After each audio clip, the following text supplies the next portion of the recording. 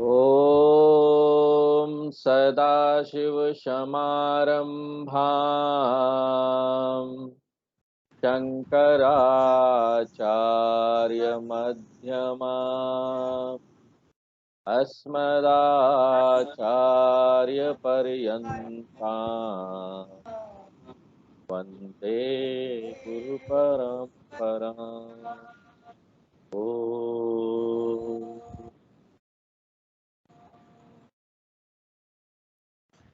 21 number श्लोक पढ़ते हैं।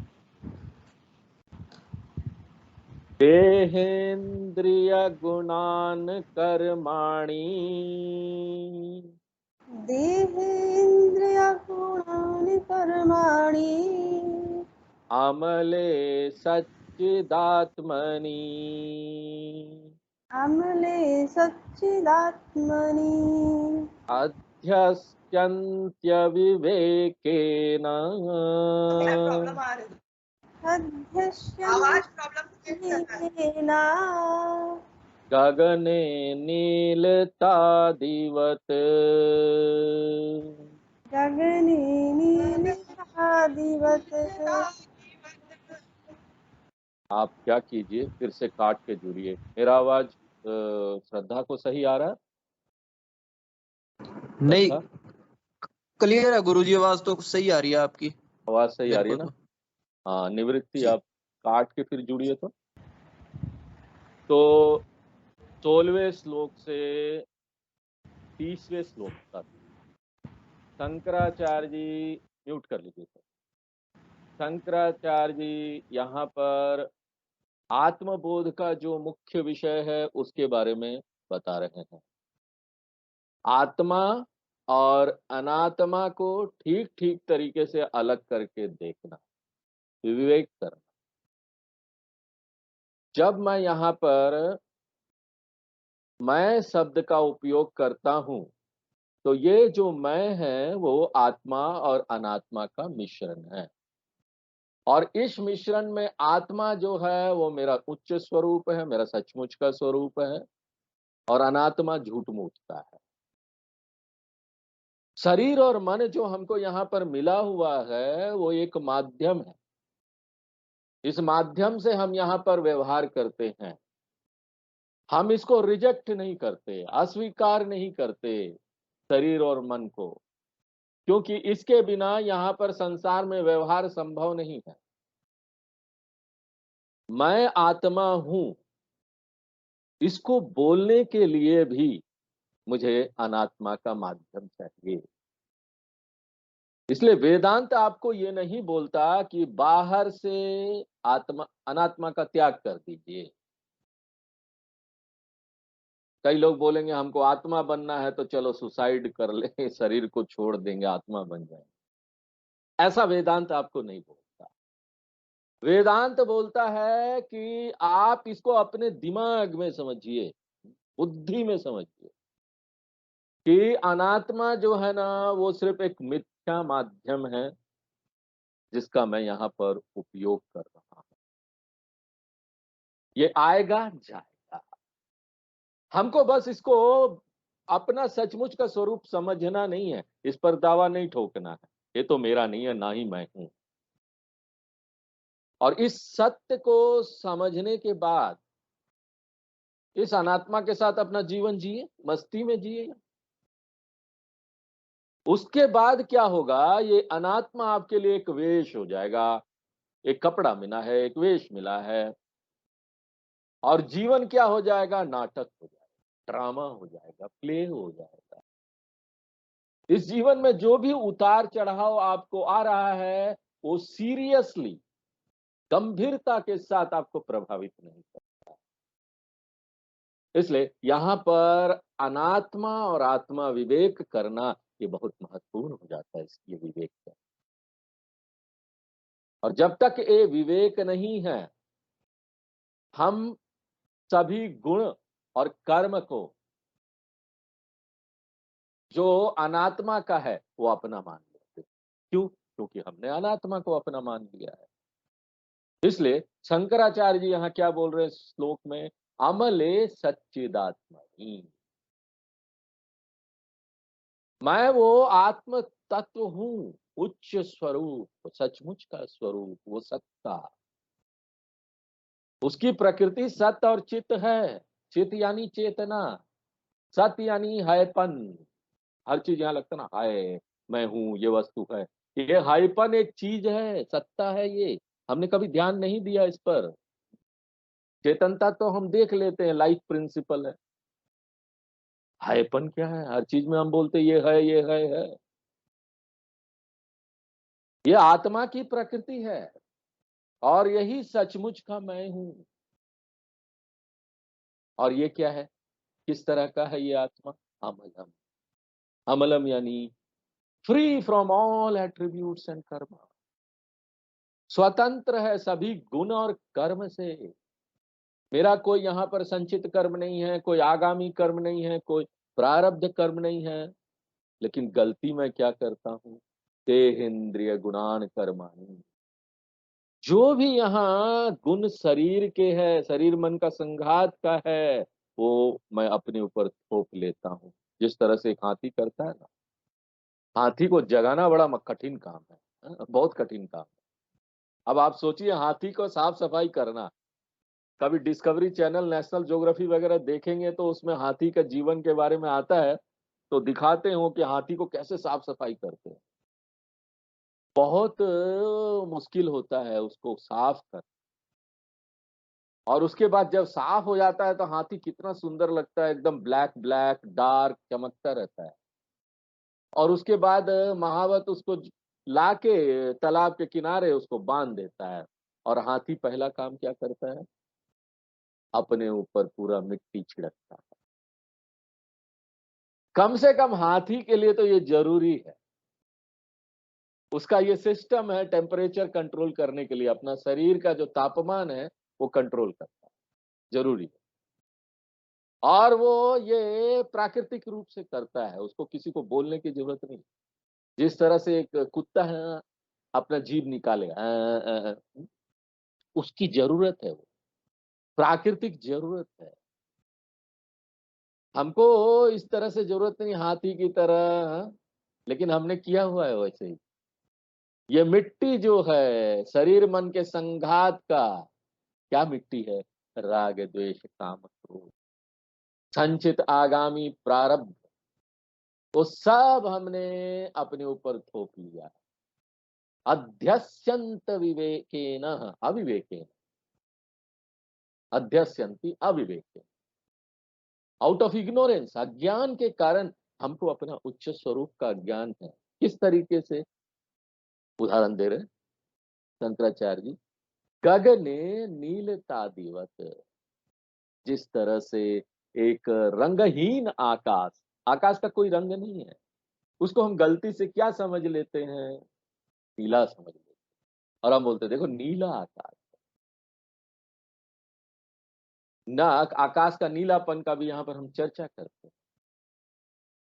आकाश कुछ नहीं, आकाश है रंगहीन है, उसमें कुछ नहीं है। आकाश का अपना कोई रंग नहीं। रंग किसका है पता है? आकाश में जो धूल के कण हैं, जो आकाश में उड़ रहे हैं, रंग उसके कारण। और वो क्या है? अनात्मा है। अनात्मा का रंग है। आकाश रंगहीन है।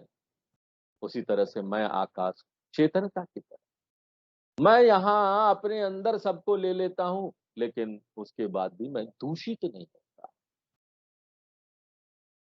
शंकराचार्य जी ने बहुत सुंदर सुंदर स्तोत्र भी लिखे हैं। और जब आप ज्ञान प्राप्त करते हैं, हाँ मेरा वीडियो किसी किसी को नहीं भी आ रहा है। श्रद्धा को मेरा वीडियो आ रहा है? विशाल को आ रहा है? श्रद्धा आ रहा है आपको? नहीं गुरु, नहीं गुरु वीडियो जी, नहीं अभी तो आ नहीं रहा। अच्छा, पीछे कर। अब देखो,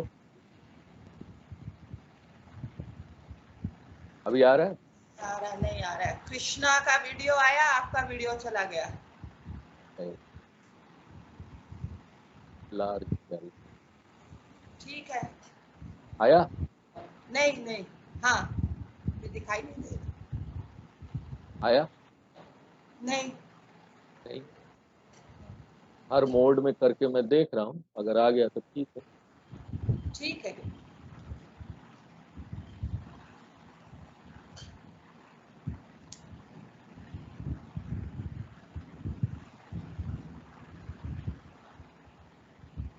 नहीं आ रहा? नहीं, नहीं गुरुजी, हो सकता है तो रिकनेक्ट कर लीजिए या फिर ऐसे ही कंटिन्यू करिए। चलो ऐसे ही कंटिन्यू करते हैं, तो फिर रिकनेक्ट करेंगे तो जी। रिकॉर्डिंग बन।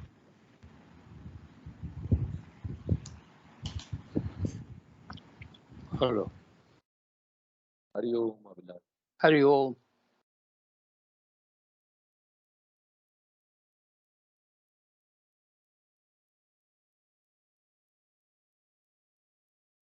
वीडियो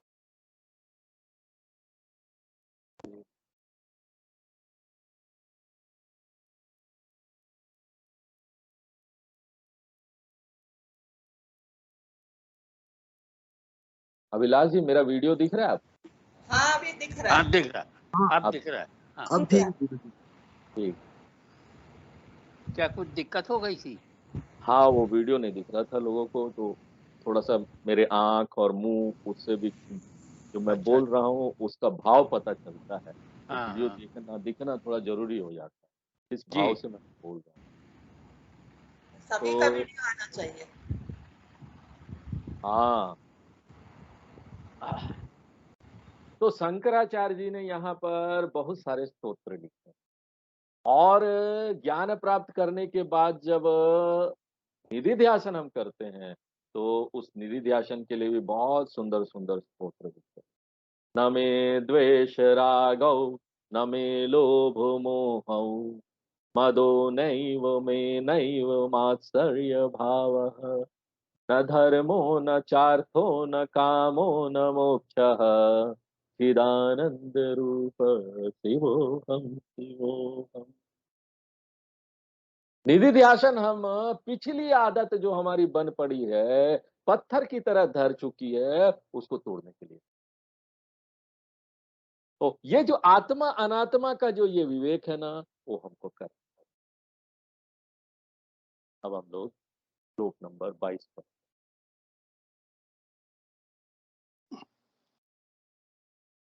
अज्ञानान मानसोपाधेः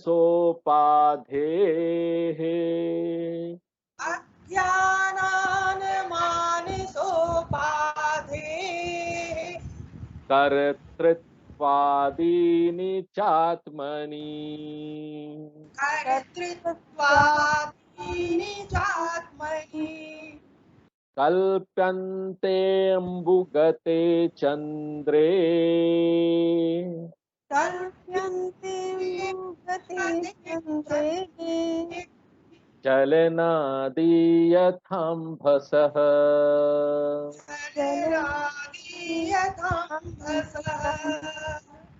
तो इससे पहले वाले श्लोक में गुण और कर्म जो हम आरोपित करते हैं शरीर का आत्मा में लेकर, उसके बारे में बताया।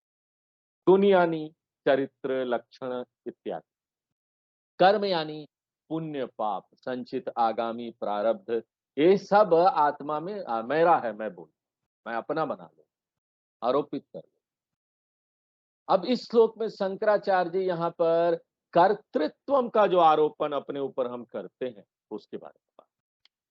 कर्तृत्व यानी मैं इस कर्म को करने वाला। एक बार मैं गलती से अपने को कर्ता मान लेता हूं, तो क्या होता है, मैं कभी शांत नहीं रह सकता,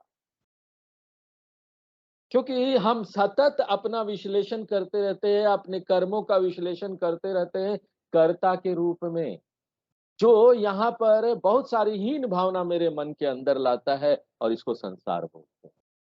कर्ता हमेशा चिंतित रहता है, वो कुछ कर पाया, मैं कुछ कर नहीं पाया। ये एक बहुत बड़ा संसार है, और ये संसार कठोर से कठोर होता जाता है जब आपका उम्र होने लगता है, बूढ़े होने लगते हैं। जितनी भी पुरानी स्मृतियां यादें हैं, वो मन में हर समय प्रस्फुटित होते रहती है, फ्लैशबैक की तरह आ रहा है। और तैत्तिरीय उपनिषद बोलते हैं, किमह गुम साधु ना करवम, किमहम पापम अकरवमिति। हमने ये क्यों किया, मैंने ये क्यों ऐसा काम किया, या फिर मैं क्यों वो नहीं कर पाया, ऐसे मन में चलते रहते।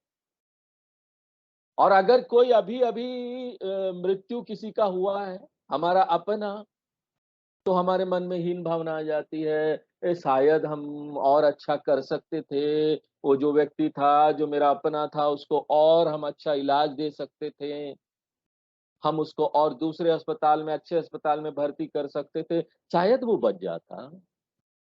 या फिर 2 महीना पहले ही संकेत मिल रहा था, खांसी हो रही थी, मैंने ध्यान नहीं दिया, शायद समय पर हम उपचार दे देते, तो शायद हम उसको बचा। हर एक मृत्यु के बाद मन में ये हीन भावना हर एक परिवार के सदस्य का एक अभिन्न अंग बन जाता है। जितना हमारा संबंध गाढ़ा है, प्रगाढ़ है किसी के साथ, उतना ज्यादा ये जो हीन भावना ना, वो गाढ़ा और प्रगाढ़ होता है। एक व्यक्ति अपने पत्नी को खो दिया कुछ साल पहले, और आज तक ना वो उसके बारे में सोचता रहता है कि शायद मैं अपनी पत्नी को बचा लेता, अगर उस परिस्थिति को मैं अलग तरीके से संभालने का प्रयत्न करता, सिचुएशन को अलग तरीके से हैंडल करता। हम सब लोग उसको बताने का प्रयत्न कर रहे हैं कि भाई देखो, इसमें तुम्हारी कोई गलती नहीं थी, तुमने जानबूझकर नहीं किया, लेकिन ये जो व्यक्ति है ना, वो सतत मानसिक भावना, इस तरह की मानसिक भावना से ग्रसित है। कर्ता जो होता है उसका ज्ञान सीमित होता है, इसलिए वो हमेशा कुछ ना कुछ करेगा, कुछ छोड़ देगा, कुछ नहीं कर पाएगा। इसलिए उसकी जो चिंता है, हीन भावना है, ये एक बहुत बड़ा संसार है। शेक्सपियर का एक नाटक, उसमें एक व्यक्ति ने किसी को मार दिया, और उसके वो हमेशा सोचता रहता था कि मेरे हाथ में ना खून लगा हुआ है, हाथ में खून लगा हुआ है, ये इसके मन में सतत चलने लगा, और मन इसी भावना से ग्रसित हो गया, खून खून है। इसको बोलते हैं कर्तृत्व रूप संसार। और दूसरा संसार क्या है? एक बार हम करता है तो हम चिंतित हो जाएंगे भविष्य के भोक्ता को लेकर, क्योंकि अगर हम करता है तो इसका फल हमको क्या मिलने वाला है, हमको नहीं पता। ये जो तीव्र आभास है भविष्य की संभावना को लेकर, ये मन में ना भयंकर चिंता, भयंकर भय लेके आता है। इसके कारण लोग एक ज्योतिष से दूसरे ज्योतिष के पास भागते फिरते हैं, मेरा आगे क्या होगा, उसको जानने के लिए। ये संसार का दूसरा भाग है। इसलिए वेदांत बोलता है, कर्ता और भोक्ता अगर हम हैं तो हम कभी स्वतंत्र नहीं हो सकते। इसलिए एक ही तरीका है, ये कर्तृत्व हमको नकार दीजिए, अपने उच्च स्वरूप को अपना लीजिए। इसलिए यहाँ क्या बोल रहे हैं, कर्तृत्वादि नीचात्मनि कल्पते। एक तो कर्तृत्व है और आदि यानी भोक्तृत्व। अज्ञान के कारण ये भी हम अपने ऊपर ओढ़ लेते हैं, और इसको उधार कहां से लेते हैं? मानसः उपाते,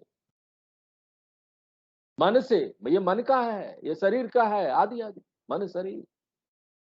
किस तरीके से? जिस तरह से आकाश नीला है, धूल के कण का नीलापन है, लेकिन हम क्या बोलते हैं? आकाश नीला है।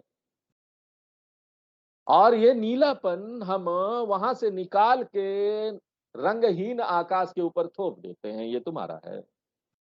उसी तरीके से जो कर्तृत्व भावना है ना, मन में एक भावना आती है कि हम कर रहे हैं, ये शरीर और मन का है, इंद्रियों का है। उसको वहां से उखाड़ कर हम इसको आत्मा में थोप देते हैं। और कृष्ण भगवान बड़े सुंदर तरीके से इसको गीता में बोलते हैं। ये श्लोक हम लोगों ने देखा गीता में 3 अध्याय का 27वां श्लोक। प्रकृते क्रियमाणानि गुणै कर्माणि सर्वशः अहंकार विमूढ़ात्मा कर्ताहमिति मन्यते।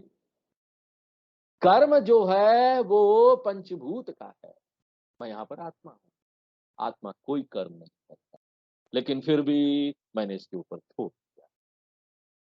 मनसा उपाधि, उपाधि का क्या अर्थ है? उपकरण, षष्ठी विभक्ति संस्कृत के विद्यार्थियों के लिए। ये जो कर्तृत्व है पदार्थ का, भौत भूत का, पंच महाभूत का, उसको हमने हस्तांतरित कर दिया है आत्मा में। ये जो कर्तृत्व है देह का, उसको हस्तांतरित कर दिया है देही में। ये जो कर्तृत्व है अनात्मा का, उसको ट्रांसफर कर दिया है आत्मा में। किसके कारण? अज्ञान के कारण। और यहां पर भी शंकराचार्य जी एक उदाहरण दे रहे हैं, और वो क्या है? अंबुगते चंद्रे अंभासा चलनादि। अंबुगते चंद्रे चलनादि यथा अंभासा। आपको यहाँ कल्पना करना पड़ेगा, चंद्र कहाँ है? चंद्रमा आकाश, और उसका रिफ्लेक्शन, प्रतिबिंब जो है वो नीचे जल में पड़ता है। आप जल में देख रहे हैं प्रतिबिंबित चंद्र, और चंद्रमा का क्या है? कोई गति नहीं, गतिहीन है, वो ऊपर है, नीचे कोई गति उसका नहीं।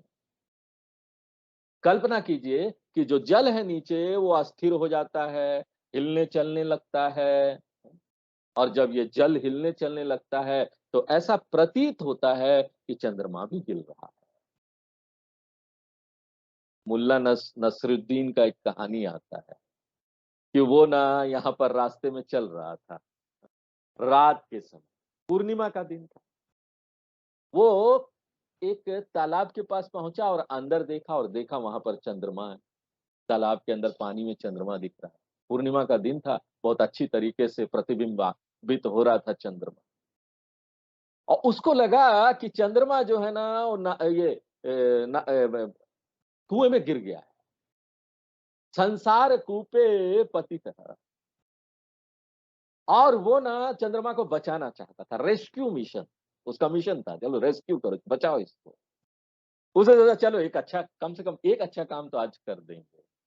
इसलिए वो ना रस्सी लेके आता है और रस्सी को कुएं में डालता है, और कुएं में चंद्रमा को रस्सी के कोने से फंसाने का प्रयत्न करता है, तो रस्सी जाकर एक पत्थर में अटक जाता है, उसका कोना जिस दिशा में चंद्रमा था उसी दिशा में। तो उसको लगता है चंद्रमा फंस गया, और उसको खींचना शुरू करता है, और जोर से खींचता है ना, और रस्सी टूटता है और धम से पीछे की तरफ गिरता है। और क्या होगा? प्राकृतिक रूप से जो ऐसे पीछे की तरफ घूमता है तो उसका सिर ऊपर जाता है, उसका चेहरा ऊपर की तरफ होता है। अब चेहरा ऊपर की तरफ होता है तो ऊपर वो चंद्रमा देखता है और सोचता देखा, इतना जोर से खींचा कि चंद्रमा ये कुएं से निकलकर उधर पहुंच गया, हमने चंद्रमा को बचा लिया। यही है अज्ञान के कारण। इसलिए क्या बोल रहे हैं? अंबुगते अंबरगते चंद्र अंभासः चलनादि यथा। जिस तरह से पानी के चलने से चंद्रमा चलता हुआ सा प्रतीत होता, वो चंद्रमा जो प्रतिबिंबित है जल में, उसी तरीके से यहाँ पर सब जो गति चल रही है ना, जोर से यहाँ पर सब काम चल रहा है संसार में, वो अनात्मा का है। हमको लगता है वो सब आत्मा कर रहा है, और फिर आत्मा कर्ता बन जाता है और बाद में भोक्ता बन जाता है। तो यहाँ पर हमको क्या करने की जरूरत है? फिर से आपको निधि ध्यान का अभ्यास करना। क्या निधि ध्यान? मैं करता हूँ, मैं उपभोक्ता हूँ। और यही चीज कृष्ण भगवान गीता में बड़ा सुंदर सुंदर श्लोक है, वो निकाल निकाल के बता रहा हूँ आपको। हाँ? गीता में बड़े सुंदर तरीके से बताते हैं। 3 अध्याय का 28वां नंबर श्लोक। तत्ववित्तु महाबाहो गुण कर्म विभागयोः गुणा गुणेषु वर्तन्ते इति मत्वा न सज्जते। गुणा गुणेषु वर्तन्ते। शरीर क्या है? पदार्थ है। ये जगत क्या है? पंच महाभूत। शरीर भी पंच महाभूत है, जगत भी पंच महाभूत है। ये भूत भूत आपस में व्यवहार कर, और इस व्यवहार के कारण यहाँ बहुत सारे परिवर्तन भी हो रहे हैं। यहाँ शरीर बूढ़ा होता है, शरीर बीमार होता है, शरीर की मृत्यु हो जाती है। ये सब क्यों? क्योंकि गुना गुणेशु वर्तन्ते। गुना यानी पंच महाभूत शरीर, गुणेशु यानी पंच महाभूत। शरीर और जगत आपस में व्यवहार करते हैं, मैटर और मैटर इंटरैक्ट कर रहा है, और यहाँ पर सब चीज चला है। मैं कौन हूं? मैं ये शरीर नहीं हूं, मैं ये जगत नहीं हूं, मैं साक्षी चैतन्य। वो साक्षी चैतन्य जो यहाँ पर सबको प्रकाशित करता है दीपक की तरह, वो साक्षी चैतन्य जो यहाँ पर हमारा व्यवहार चल रहा है टीचर स्टूडेंट, उसको भी प्रकाशित कर रहा है। साक्षी चैतन्य दीपक भी नहीं है, और साक्षी चैतन्य जो टीचर यहाँ पर बोल रहे हैं गुरु, वो भी नहीं है, और जो विद्यार्थी यहाँ पर सुन रहे हैं या लिख रहे हैं वो भी नहीं। मैं साक्षी चैतन्य, न करता न भोगता। मेरे रहने मात्र से यहाँ पर सभी क्रियाएं चल रही है। और एक बार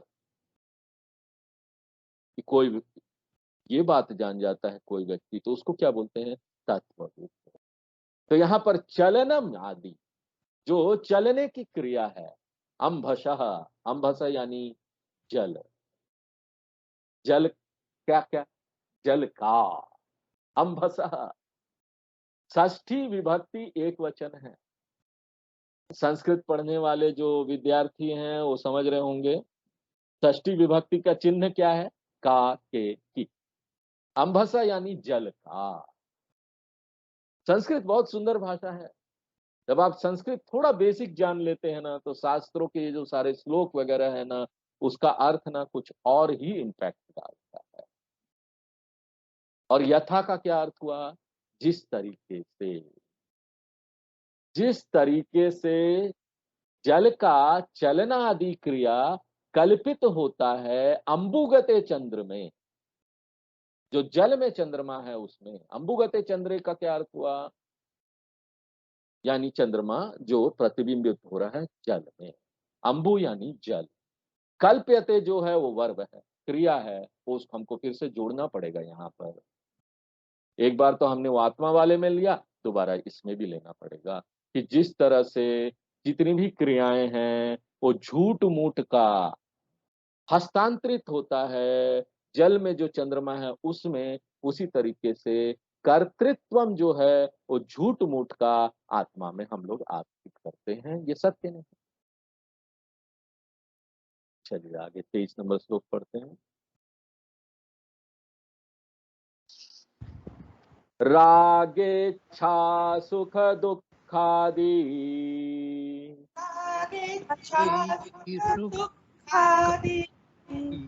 बुद्धौ सत्यां प्रवर्तते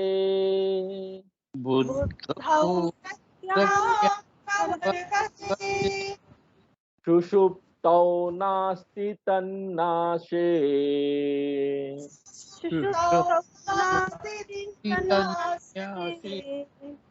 तस्माद् बुद्धेस्तु नात्मना।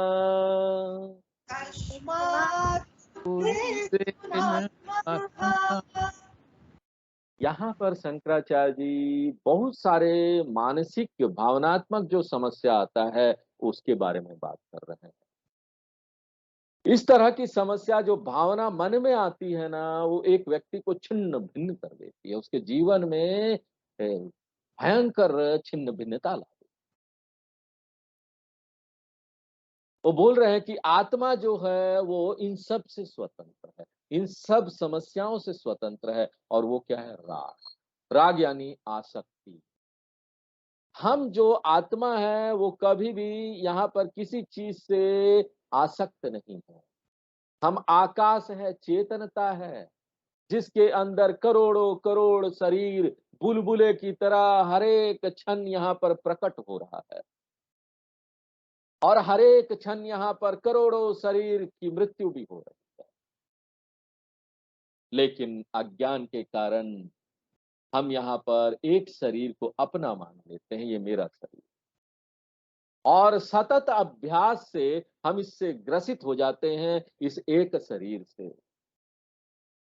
और इस एक शरीर से जुड़ाव बनाने के बाद, ग्रसित होने के बाद, कुछ एक लोगों से हम यहाँ पर आसक्त हो जाते हैं कि ये मेरे हैं, मैं उनका हूं।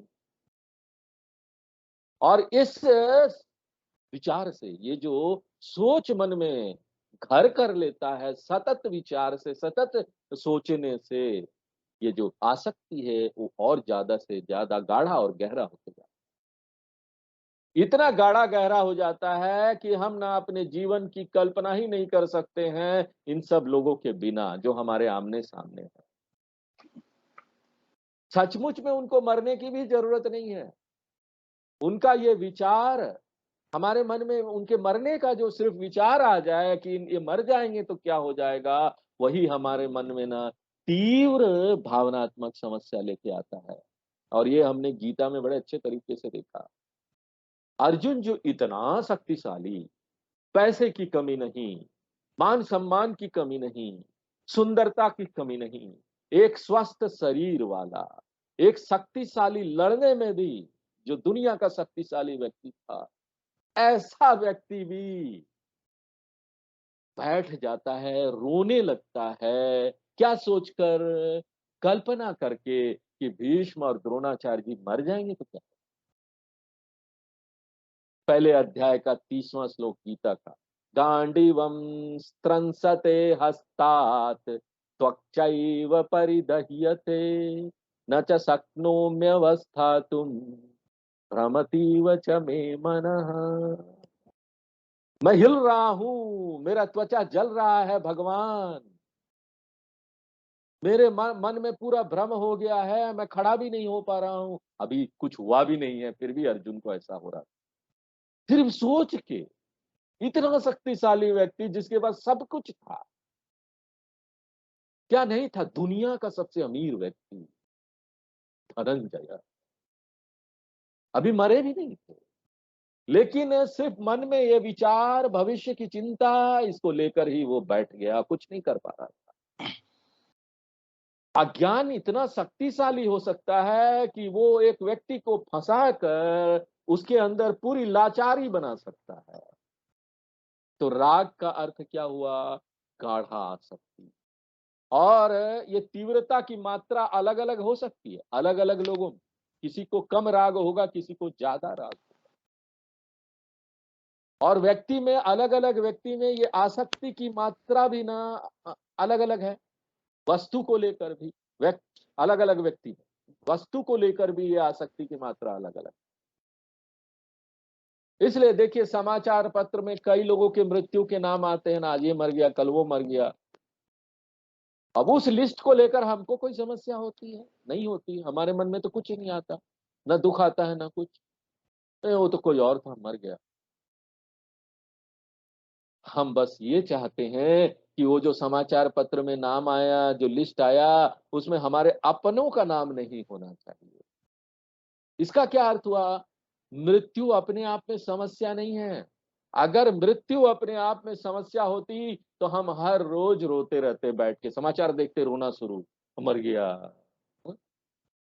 हर एक क्षण रोते रहते, हर एक घंटा, हर एक क्षण, हर एक मिनट, हर एक सेकंड कोई ना कोई मर रहा, हम रो रहे होते। समस्या मृत्यु नहीं है, समस्या हमारे मन में है, वो तीव्र आसक्ति की। और जब हम अपनी पहचान मन से बनाते हैं और मन के माध्यम से पूरे संबंधों के साथ बनाते हैं, तब तो गए। इसलिए यहाँ क्या बोल रहे हैं? राग, अटैच, आसक्ति और इच्छा। देखिए माया की कितनी शक्ति। पहले से ही हम इतनी सारी चीजों के साथ आसक्त हैं और समस्या का सामना कर रहे हैं, तो हमारा उद्देश्य क्या होना चाहिए? आसक्ति को कम करना हमारा उद्देश्य होना चाहिए। लेकिन हम क्या करते हैं? हम उसको और बढ़ाते जाते हैं, हम और वस्तु बढ़ाते जाते हैं, हम और रिलेशनशिप बढ़ाते जाते हैं, हम और संबंध बनाते जाते हैं, ज्यादा संबंध जोड़ते जाते हैं। इसका क्या अर्थ है? हमारी आसक्ति की लिस्ट बड़ी हो रही है। आवाम वयम, पहले हम ये बोलते हैं, हम एक, हमारे दो, हम दो हमारे दो, और उसके बाद बाकी फैलने लगते हैं। बहुत सारे बच्चे, बहुत सारे पोते, पोतों के बच्चे, ये सारे लिस्ट हम बढ़ाते जा रहे हैं आसक्ति की। इसका क्या अर्थ है? हम समस्या का आह्वान कर रहे हैं, बुला रहे हैं अपने अंदर, क्योंकि हमको पता है कि आसक्ति ही समस्या का यहाँ जड़ है। और इच्छा का क्या अर्थ है? बहुत सारी इच्छाएं। अंतर क्या है राग और इच्छा में? राग जो है आसक्ति है किसी चीज के प्रति जो पहले से हमारे पास है, हमारे संबंध, हमारी वस्तुएं पहले से है।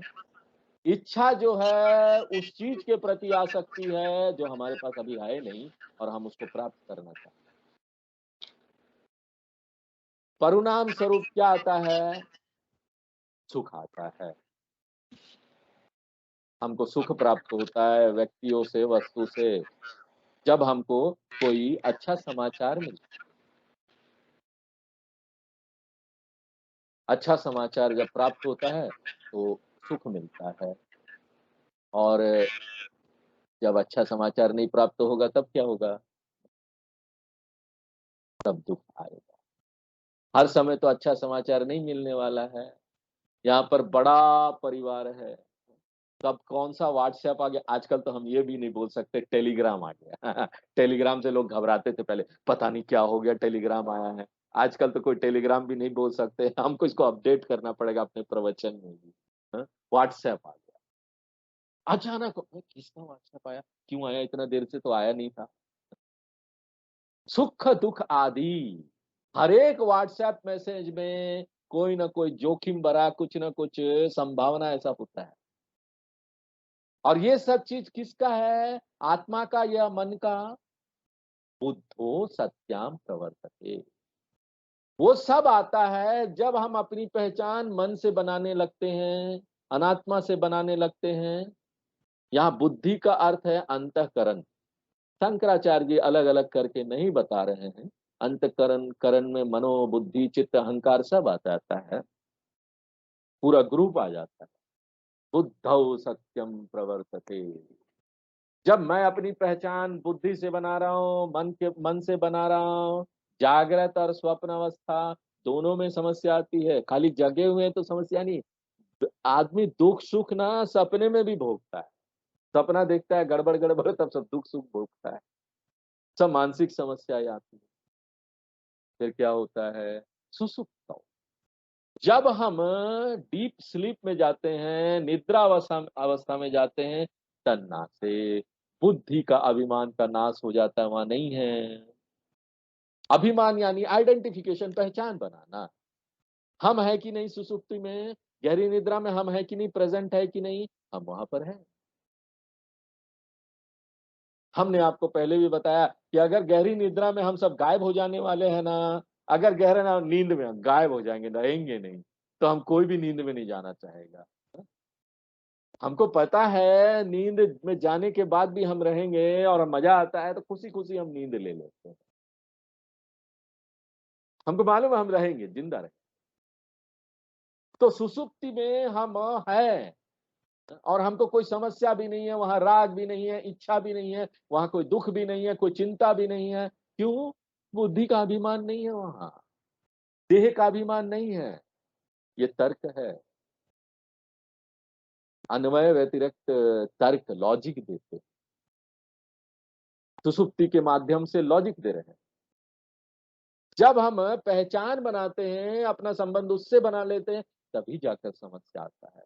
जब यहाँ कोई पहचान नहीं है तो समस्या कोई नहीं है। तो समस्या क्या है? आइडेंटिफिकेशन। समस्या के साथ अपनी पहचान बनाना, आसक्त होना, अभिमान बनाना। देह अभिमान सत्वे संसार सत्वम, देह अभिमान भावे संसार अभाव। इसलिए देह अभिमान एवं संसारस्य कारणम, संसार का कारण देह का अभिमान। मान लीजिए यहाँ लखनऊ में बैडमिंटन मैच चल रहा है, किसके किसके बीच में नाम नहीं पता, फलान ढेकान के बीच, कोई भी भारतीय नहीं। आप मैच देख रहे हैं, इंडिया पाकिस्तान का मैच होता है तो देखिए लोग किस तरह से अटैच हो जाते हैं, किस तरह से उसमें डूब जाते हैं, पटाखे फूटते हैं और कई बार तो दंगे तक हो जाते हैं। और अभी हमको पता है कि वहां भारत नहीं खेल रहा है तो हम लोग मुक्त लोग, क्यों? वो सब हमारे नहीं है, भारत का नहीं है, अभिमान का अभाव है वहां, तो वहां कोई संसार नहीं। मान लीजिए आप मैच देख रहे हैं और अनजाने में आप उससे आसक्त हो जाते हैं किसी एक के साथ, आप उसके साथ जुड़ जाते हैं। अब यहां पर ना सुंदरता और खेल के बीच में कोई संबंध नहीं है, लेकिन फिर भी हम आसक्त हो जाते हैं। हम प्रार्थना कर ले लगते हैं, भगवान भगवान ये जीत जाए जीत जाए। हाँ? पार्टियों में भी यही होता है, वो व्यक्ति जीतता नहीं है तो क्या होता है, हम परेशान हो जाते हैं, अपसेट। अभिमान सत्वे संसार सत्वम, अभिमान अभावे संसार अभाव, इसलिए अभिमान कारण है। इस सत्य को जानने के बाद अगर हम जानबूझ के अभिमान डालते हैं उसमें तो कोई समस्या नहीं। कोई हम सीरियल देख रहे हैं, हमको सत्य पता है कि ये शरीर है, गुणा गुणेषु वर्तन्ते, हैं? यहाँ पर राग द्वेष सब बुद्धि का है, मन का है, शरीर का है, और जानबूझ के हम एक के साथ अटैच हो जाते हैं, तब कोई समस्या नहीं, तब वो खेल हो जाएगा हमारे लिए। जानबूझ के हम उसका विकास करते हैं और हम कभी भी अपने आप को अलग कर लेंगे। सीरियल वगैरह, टीवी वगैरह में पिक्चर देखिए ना, कभी इस तरह से देखिए, अभ्यास कीजिए, इस वेदांत के सत्य को याद रखिए और उसके बाद देखिए, कोई समस्या ही नहीं है। कुछ भी देखिए, कोई समस्या नहीं, अच्छी चीजें देखिए, लेकिन कोई समस्या। हमको अपने अभिमान के ऊपर कंट्रोल है, नियंत्रण है, और जानबूझकर हम इसका विकास करते हैं। एक सीरियल देखते समय, एक पिक्चर देखते समय, किसी का मैच देखते समय तो कोई समस्या नहीं है। लेकिन अगर हम लाचारी से उसमें डूब जाएं, पता ना चले कब हम उसके साथ आसक्त हो जाएं, तब ना जीवन एक त्रासदी हो जाती है, दुख बढ़ जाता है, दुख बढ़ जाता है मन में। इसलिए क्या बोल रहे हैं, बुद्धो सत्याम प्रवर्तते तन्नासे, यानी बुद्धि नासा। बुद्धि नासा यानी बुद्धि का अभिमान नाश, सचमुच में बुद्धि नाश नहीं हो जाएगा।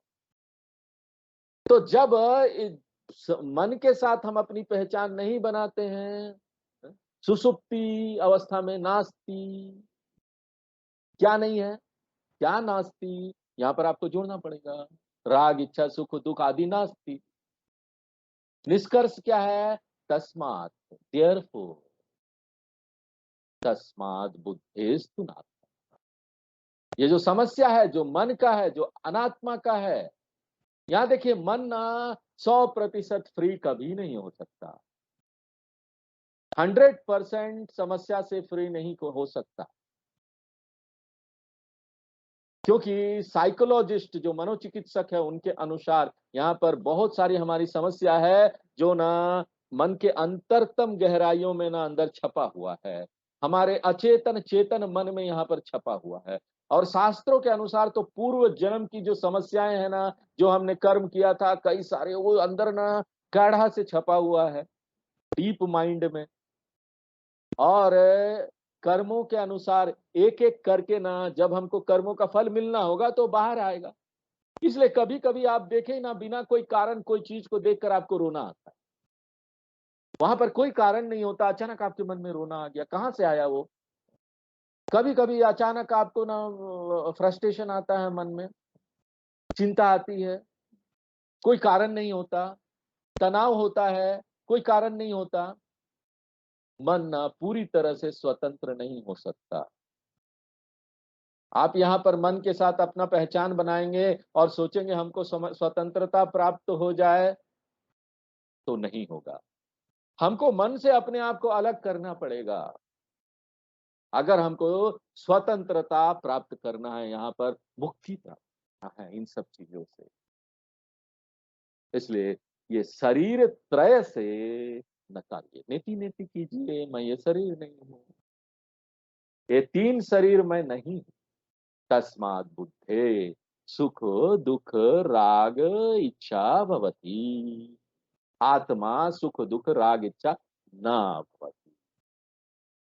सुख दुख राग इच्छा सब बुद्धि का है, आत्मा में कुछ नहीं। आज यही विराम देते हैं, आगे फिर पूर्णमदः पूर्णमिदं पूर्णात् पूर्णमुदच्यते पूर्णस्य पूर्णमादाय पूर्णमेवावशिष्यते। ओम शांति।